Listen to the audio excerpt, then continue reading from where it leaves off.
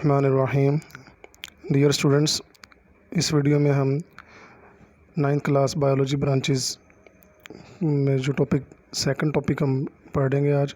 इससे पहले हमने इंट्रोडक्शन टू बायोलॉजी और पिछले लेक्चर में हमने बायोलॉजी की मेजर डिवीजन्स और उसके साथ 4 सब डिवीज़न मज़ीद पढ़ी थी। ये 9th क्लास की बायोलॉजी का 9th क्लास की ब्रांचेस ऑफ बायोलॉजी का सेकंड पार्ट है। इस टॉपिक में इस वीडियो में हम बायोलॉजी की जो आगे 9th क्लास के सिलेबस में जो सब ब्रांचेस आ रही हों इंशाल्लाह हम सबको डिस्कस करेंगे। तो आज के टॉपिक में हमारी जो फर्स्ट ब्रांच है वो जेनेटिक्स है। The study of genes and their role in inheritance is called genetics. Genes की स्टडी को जेनेटिक्स कहते हैं और जीन्स जो हैं ये इनहेरिटेंस में अपना वाइटल रोल प्ले करती हैं। Inheritance means the transmission of characters from one generation to the other. Inheritance जो कि विरासत होती है, जिसे विरासत कहते हैं, इससे मुराद ये है कि खुसूसियात का एक जनरेशन से दूसरी जनरेशन में मुंतकिल होना, इसे हम इनहेरिटेंस कहते हैं। इसकी मिसाल क्या है? जैसा कि आपने देखा है कि जो अगर पेरेंट्स का कलर वाइट है तो उनकी ऑफस्प्रिंग का भी ज़्यादातर कलर वाइट होता है। इसी तरह अगर जो कलर ऑफ हेयर जो है, इसी तरह स्किन कलर के साथ साथ आई कलर जो है, ये ऐसी खसूसियात हैं जो कि ट्रांसमिट होती हैं फ्रॉम पेरेंट्स टू ऑफस्प्रिंग्स। तो ऐसा यूनिट जो कि एक जनरेशन से दूसरी जनरेशन में करैक्टर्स को ट्रांसमिट करता है, उस यूनिट को जीन कहते हैं और जीन की साइंटिफिक स्टडी को जेनेटिक्स कहते हैं। नेक्स्ट जो ब्रांच है जेनेटिक्स के बाद वो है cell biology. The study of the structure and functions of the cell and cell organelle is called cell biology. This branch also deals with the study of cell division. Cell biology में हम cell की structure और function को discuss करते हैं और इसके साथ साथ जो पार्ट्स ऑफ सेल होते हैं या सब सेलुलर स्ट्रक्चर ऑफ सेल, जिसे हम ऑर्गेनेलिज कहते हैं, उनकी स्ट्रक्चर और फंक्शन को भी स्टडी करते हैं। मसलन सेल जो है वो there are about more than 200 types of cell in the human body. इंसानी जिस्म में तकरीबन 200 किस्म के सेल पाए जाते हैं। अब ये 200 किस्म के सेल, इनकी ज़ाहिर बात है इनकी स्ट्रक्चर भी डिफरेंट होगी और हर सेल का फंक्शन भी डिफरेंट होगा। तो सेल की स्ट्रक्चर यानी कि सेल की तरकीब क्या है, सेल किस तरह का बना हुआ है और सेल क्या फंक्शन करता है, इस सारी स्टडी को हम सेल बायोलॉजी में लेकर आते हैं। और सेल जो है ये डिफरेंट सब सेलुलर स्ट्रक्चर से आगे मिलकर बना होता है, उन्हें ऑर्गेनेलिज कहते हैं और हर ऑर्गेनेली का अलग अलग फंक्शन होता है। यहाँ पर मैं आपको 2 ऑर्गेनेली की मिसाल देना चाहूँगा। मिसाल के तौर पर जो माइटोकॉन्ड्रिया है, ये powerhouse of the cell है। ये जब सेल को एनर्जी की ज़रूरत होती है तो ये सेल को एनर्जी प्रोवाइड करता है। अब ये इसका ये फंक्शन है, यानी कि सेल को एनर्जी प्रोवाइड करना। When cell is in need of energy, यानी कि जब सेल को एनर्जी की ज़रूरत होती है तो माइटोकॉन्ड्रिया जो है वो सेल को एनर्जी प्रोवाइड करता है। इसी तरह नेक्स्ट जो ऑर्गेनेली इसकी एग्जांपल हो मैं और आपको देना चाहूँगा, राइबोसोम्स हैं। राइबोसोम का फंक्शन होता है कि प्रोटीन को सिंथेसाइज करना।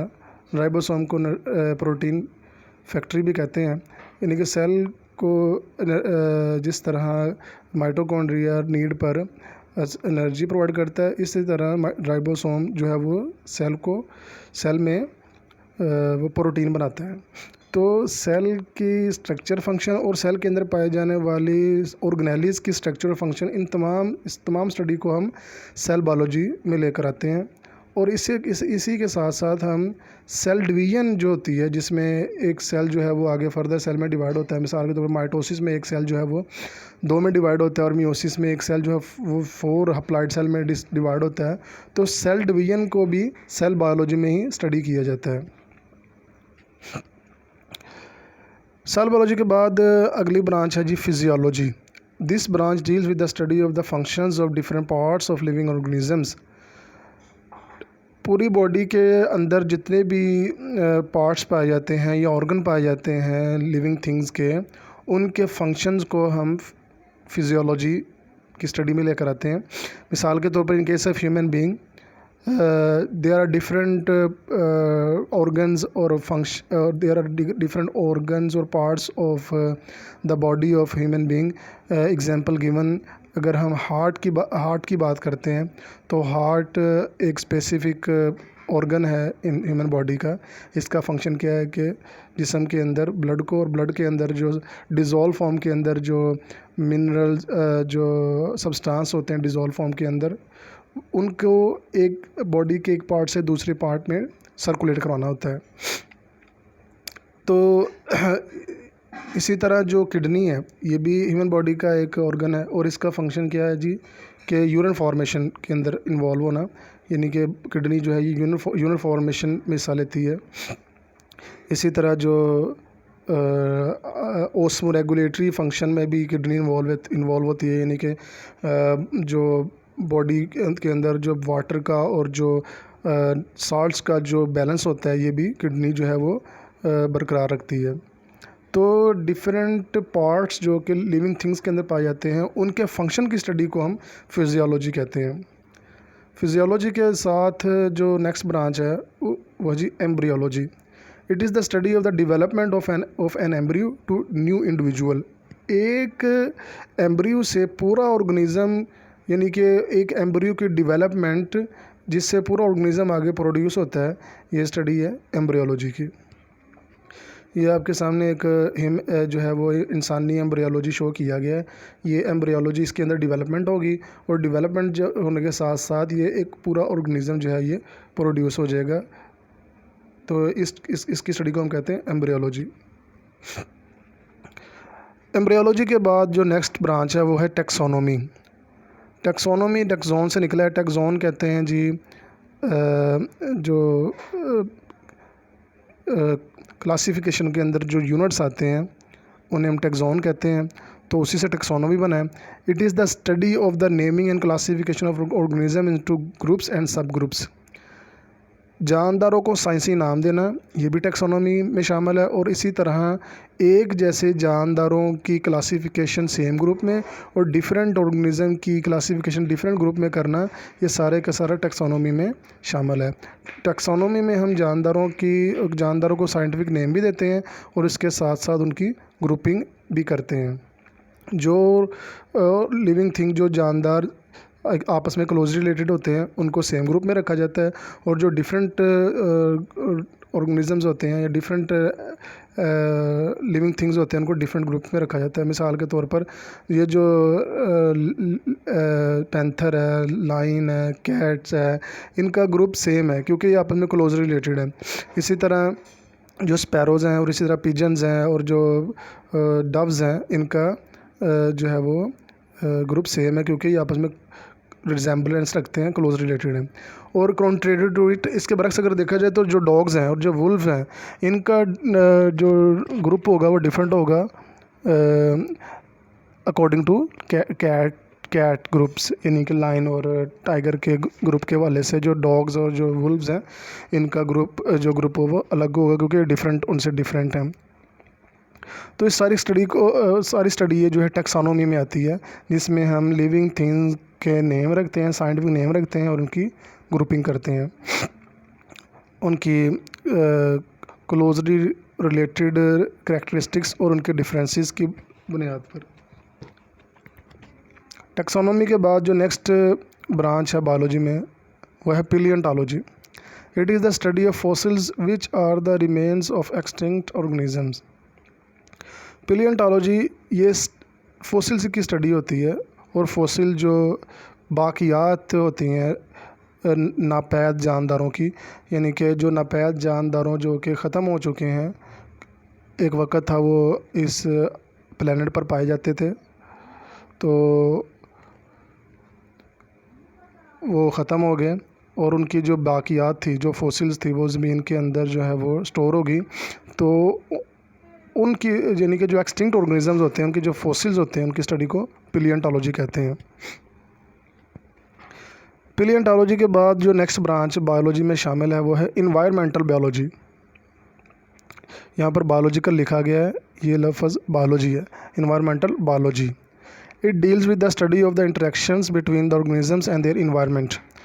जानदार जो हैं वो उनके इन्वायरमेंट के मतलब जो आपस में तल्लक होता है ऑर्गेनिज्म का विद देयर इन्वायरमेंट, जानदारों का उनके इन्वायरमेंट के साथ जो तल्लक होता है उसकी स्टडी को हम इन्वायरमेंटल बायोलॉजी कहते हैं। इन्वायरमेंटल बायोलॉजी के बाद जो है नेक्स्ट ब्रांच है वो है जी sociobiology. The branch deals with the study of the social behaviour of the animals that make societies. यानी कि बायोलॉजी की वो ब्रांच जिसमें ऑर्गेनिज्म जो हैं, जो लिविंग थिंग्स जो हैं, पार्टिकुलरली जो एनिमल्स हैं, वो आपस में सोसाइटी बना कर रहते हैं, इकट्ठे रहते हैं, आपस में एक दूसरे से इंटरेक्ट करते हैं। तो ऐसी ब्रांच को हम सोशियो बायोलॉजी में लेकर आते हैं। इसके एग्जांपल जो है, अगर हम लाइन फैमिली को देखें तो लाइन जो है उसका लाइनस और लाइन और उसके जो है वो आगे उसके जो कब्ज़ होते हैं वो आपस में इकट्ठे रहते हैं, तो एक इस तरह वो उनकी सोसाइटी बन जाती है। इसी तरह अगर ह्यूमन बीइंग की बात करें तो ह्यूमन बीइंग भी आपस में इकट्ठे रहते हैं और आपस में सोसाइटी बना कर रहते हैं, एक दूसरे से इंटरेक्ट करते हैं, एक दूसरे से सोशल बिहेवियर शो करते हैं। तो ये सारी की सारी स्टडी जो है वो सोशियो बायोलॉजी में आती है, जिसमें एनिमल एक दूसरे के साथ सोशल बिहेवियर रखते हैं और इस तरह वो सोसाइटी बनाते हैं। इसके बाद जो नेक्स्ट ब्रांच आती है सोशियो बायोलॉजी में, वो है जी पैरासाइटोलॉजी। पैरासाइट जो हैं, पहले हम पैरासाइटोलॉजी की बात कर लेते हैं। पर पैरासाइटोलॉजी बायोलॉजी की वो ब्रांच है जिसमें हम पैरासाइट्स की स्टडी करते हैं। The branch deal with the study of parasites, यानी कि बायोलॉजी की वो ब्रांच जिसमें हम पैरासाइट्स की स्टडी करते हैं, इसे पैरासाइटोलॉजी कहते हैं। पैरासाइट्स क्या हैं? पैरासाइट ऐसे लिविंग थिंग्स हैं, ऐसे ऑर्गेनिजम्स हैं जो दूसरे लिविंग थिंग्स के अंदर अपना अंदर या बाहर रहकर अपना ज़िंदगी का कुछ हिस्सा गुजारते हैं, और जिस जानदार के अंदर या बाहर पैरासाइट रहते हैं उन्हें होस्ट कहते हैं, और वो अपने होस्ट से फूड जो है वो हासिल करते हैं और इन रिटर्न हार्म देम, यानी कि उनको नुकसान पहुंचाते हैं। ऐसे ऑर्गेनिज्म को पैरासाइट कहते हैं। पैरासाइट की अगर 2 कैटेगरीज हैं, एक एक्टो पैरासाइट होता है, एक एंडो पैरासाइट होता है। जो एक्टो पैरासाइट है ये किसी भी जानदार के बाहर रहकर जो है वो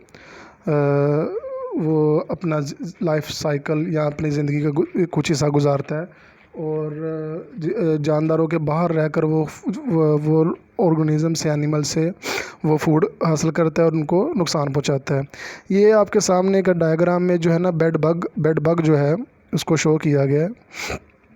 ये क्या करता है कि ये जो चारपाई वगैरह होती हैं उनकी जो रस्सियाँ होती हैं वहाँ पर उनमें रहते हैं और ये इंसानों का खून चूसते हैं। इस तरह जो मॉस्किटो है ये भी पैरासाइट है, ये भी ब्लड लेता है एनिमल से और ह्यूमन बींग से, और in case in return harm them, उनको बदले में बीमारी में मुब्तला करता है। तो पैरासाइटोलॉजी जो है ये पैरासाइट्स की एग्जांपल है। अगर हम एंडो पैरासाइट की बात करें तो एंडो पैरासाइट जैसे मैंने पहले बताया कि ये लिविंग थिंग्स के इनर या अंदर रहकर अपनी ज़िंदगी का लाइफ साइकिल गुजारते हैं। तो एंडो पैरासाइट के अंदर डिफरेंट जो कह लें कि वर्म्स हैं वो शामिल हैं। इनमें एस्कैरस आ जाता है, और इसी तरह जो है लीवर हुक भी ये शामिल है इसके अंदर, और भी डिफरेंट वर्म्स शामिल हैं। पैरासाइटोलॉजी के बाद नेक्स्ट ब्रांच बायोटेक्नोलॉजी है। It deal with the practical applications of living organisms to make substances for the welfare of mankind. Biotechnology में हम लिविंग ऑर्गेनिज्म को इस्तेमाल करके, यानी कि उनकी प्रैक्टिकल एप्लीकेशन से हम क्या करते हैं, सब्सटेंस बनाते हैं, और वो substance for the welfare of Mankind होता है, इंसानों के लिए फ़ायदेमंद होता है। बायोटेक्नोलॉजी में हम आमतौर पर जो है वो माइक्रो ऑर्गेनिज्म का इंतखाब करते हैं। इसकी बेस्ट एग्जांपल जो है वो मिल्क से योगर्ट का बनना है। तो असल में बैक्टीरिया जो होते हैं, ये बैक्टीरिया जो है वो मिल्क को योगर्ट के अंदर कन्वर्ट करते हैं। तो ये बायोटेक्नोलॉजी की बेस्ट एग्जांपल है, जिसमें बैक्टीरिया जो है वो मिल्क को योगर्ट के अंदर कन्वर्ट करते हैं। नेक्स्ट है जी immunology. It is the study of the immune system of animals which defends body against invading microbes. Immunology ये ब्रांच है बायोलॉजी के जिसमें हम एनिमल के इम्यून सिस्टम को डिस्कस करते हैं, और इम्यून सिस्टम जो होता है ये जानदारों को माइक्रोब्स के अटैक से डिफेंड करता है, बचाता है। अब लिविंग थिंग्स के अंदर जो पार्टिकुलरली जो कम्प्लेक्स ऑर्गेनिज्म है उनमें जो एनिमल और ह्यूमन बीइंग है, इनमें जो वाइट ब्लड सेल्स होते हैं ये इम्यून सिस्टम का रोल प्ले करते हैं। ये क्या करते हैं जी कि ऑर्गेनिज्म में अगर कोई माइक्रोब्स किसी लिविंग थिंग के अंदर, एनिमल या ह्यूमन बीइंग के अंदर अगर कोई दाखिल हो जाता है तो वाइट ब्लड सेल जो होते हैं वो उस माइक्रोब को किल करना शुरू कर देते हैं। इस तरह बॉडी जो है वो जो जर्म्स होते हैं उनके नुकसान से महफूज रहती है। तो immunology study of immune system है। तो इम्यून सिस्टम के बाद, इम्यूनोलॉजी के बाद जो नेक्स्ट ब्रांच है वो है entomology. Entomology is the study of the insects. ये आपके सामने इंसेक्ट एक शो किया गया है, तो इंसेक्ट की स्टडी को हम एंटोमोलॉजी कहते हैं। और अगर पूरी इस प्लेनेट पर अगर जितने भी एनिमल हैं उनका 51 पॉइंट समथिंग जो % है वो सारी अर्थ पर सिर्फ और सिर्फ इंसेक्ट हैं। तो इंसेक्ट भी एक ब्रांच बनती है बायोलॉजी की, एंटोमोलॉजी, जिसमें हम सिर्फ और सिर्फ इंसेक्ट्स की स्टडी करते हैं। नेक्स्ट लास्ट ब्रांच है बायोलॉजी के सिलेबस में शामिल 9th क्लास के, वो है जी pharmacology. It is the study of drugs and their effects on the system of human body. इंसानी जिस्म पर जो ड्रग्स के जो असरात होते हैं और ड्रग की स्टडी और ड्रग के जो असरात होते हैं इंसानी बॉडी पर, ह्यूमन बॉडी पर, इसे हम फार्माकोलॉजी कहते हैं। अब ड्रग की आगे 2 टाइप हैं आगे, एक एडिक्टिव ड्रग होती है, एक फार्मास्यूटिकल ड्रग होती है। ड्रग एक ऐसा सब्सटेंस होता है जो कि ह्यूमन बॉडी के जो सिस्टम होता है ना उसको आल्टर कर देता है। जो प्रॉपर सिस्टम चल रहे होते हैं, फंक्शन चल रहा होता है, उसको ऑल्टर कर देता है, उसको चेंज कर देता है। आगे मैंने इसको बताया कि ड्रग्स की अगर 2 कैटेगरीज़ हैं, एक एडिक्टिव ड्रग्स होती हैं और एक होती है जी फार्मास्यूटिकल ड्रग्स होती हैं। ये जो फार्मास्यूटिकल ड्रग्स होती हैं ये फार्मेसी के अंदर जो मेडिसिन होती हैं उनमें आ जाती हैं, और जो एडिक्टिव ड्रग्स होती हैं ये जो नशावर चीज़ें होती हैं जिसमें ओपीएम जो है वो हशीश वगैरह ये उसमें शामिल है। तो स्टूडेंट्स आज हमने बायोलॉजी ब्रांचेस सेकंड पार्ट में बायोलॉजी की आगे फर्दर सारी ब्रांचेस डिस्कस कर ली हैं। अस्सलाम वालेकुम रहमतुल्लाहि व बरकातुहू। अल्लाह हाफिज़।